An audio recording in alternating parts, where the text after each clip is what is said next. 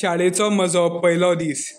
शाळेचो म्हजो पयलो दीस खूब याद उरपा सारको आशिल्लो.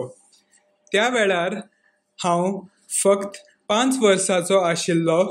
शाळेच्या पयल्या दिसा म्हाका उशीर जावपाची इत्सा नाशिल्ल्यान हांव खूब बेगीन उठलो, दांत घासले, च्या पियेलो, शाळेची वर्दी घालून तयार जालो आनी भयणी वांगडा फोटो काडलो. म्हजी शाळा आमच्या घरा लागीं आशिल्ल्यान म्हज्या आवय वांगडा चलून गेलो. वाटेर शेजारी म्हाका जाप दिवन हात हालवून उमेद दिताली. आमी शाळेंत भितर सरलीं. विद्यार्थी मैदानाचेर खेळटालीं ती हांवें पळयली.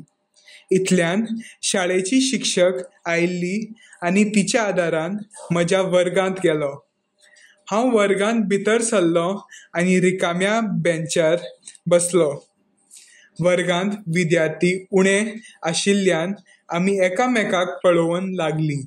इतल्यान एके चलेन म्हजे मुखार येवन म्हजें नांव विचारलें. ते उपरांत आमी इश्ट जालीं. घंटी वाजली. एक शिक्षक तोंडार व्हडलो हांसो घेवन भितर सरली आनी आपली वळख करून दिली.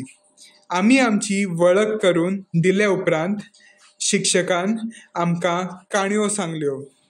शाळेचो पयलो दीस म्हूण 2 वरान घंटी वाजली आनी हांव खुशाल जावन म्हजे आई कडेन धांवन वचून म्हजो अणभव सांगलो. म्हजो पयलो दीस फक्त सामान्य दीस न्हय, पूण म्हज्या जिवितांत एक नवो पाट उगडपी एक खाशेलो दीस.